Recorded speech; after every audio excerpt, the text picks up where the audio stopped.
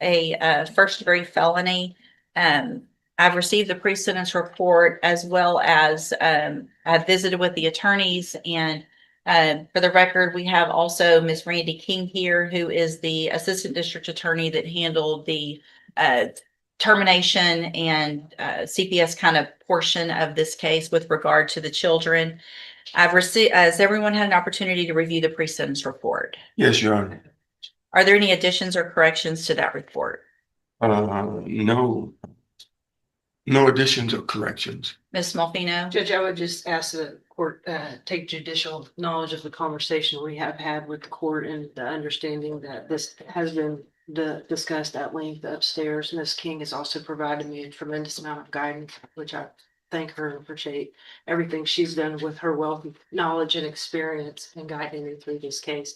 I know the facts themselves are extremely egregious. It's difficult for all of us to look at. I would recommend Ms. Schultz is getting this opportunity because she has availed herself of certain things and tried to make progress. The children, her rights have been terminated, which she voluntarily gave them up, and they have been relocated out of state to a stable environment to where they will not have to testify against their mother, which was something that we took into a great deal of consideration. I would ask the court consider special needs safety in lieu of ISF cognitive. I think it is a more lengthy and a more appropriate term in custody as either an upfront type of sanction, but more so to give her the tools to be successful on this probation, because as the court is aware, and I'm sure Mr. Samuel has advised Ms. Schultz, and I do not mean this statement to seem punitive, but if Ms. Schultz is back before you on a violation of this probation because of this opportunity she's been given,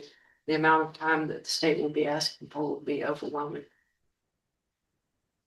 Thank you, Ms. Smolfino. Anything, Mr. Samuel? Yes, Your Honor.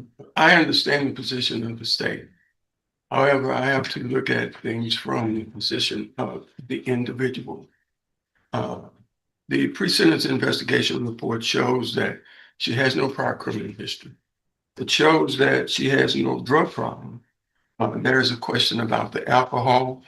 However, we believe that that can be done without the need of the inpatient treatment of the ISF. We believe that she's finally working. That is one of the most important things that she has to deal with in what she's gone through. She's experienced the trauma of relationships, and I think all of that is stated in the pre-sentence investigation report. But what you do not hear is the experience with the other partners of the children. She has carried this burden. She has tried to do the best that she could at the time. She's educated, she has a degree, but she has not been able to find employment. She's finally working, you know, and we just ask that this be held in advance for at least 90 days. That will show if there's an alcohol problem. That will show if there are other problems that she's experienced. She has been to a mental health specialist for counseling, and she will get with them again. And we believe that if that is a part of the order for mental health compliance and conditions, she can do that. But let her prove to the court that this is not just her as it is today. This is a result of everything that she's experienced in her life at this point. I just pray that the court will have mercy on her and give her that opportunity. Well, Ms. Schultz, you're getting mercy today. You're getting mercy from these ladies as well as myself, if I go along with this agreement. Mr. Samuel has worked very hard and is very passionate about helping you, and I appreciate that.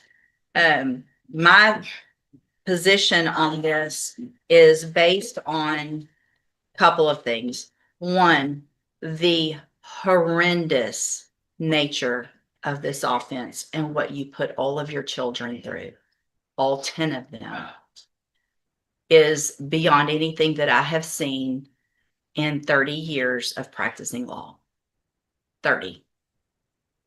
And so you're not walking out of here today My initial thought was some upfront time, but if I'm going to stick you in jail, then I might as well put you somewhere where you're getting some help that you need so that when you are released, you hopefully will be able to be a productive part of our society. But whatever trauma you've been through is incomparable to the trauma that you've put your children through. So at this time, I'm going to find that you previously entered your plea of guilty freely and voluntarily. Find sufficient evidence to find you guilty. I'm going to follow this agreement only because of the work that Ms. Malfino and Ms. King and your attorney have done and the agreements that they've reached. And I understand why. Part of that is so that your children don't have to be re-traumatized and come back here for a trial and testify against you.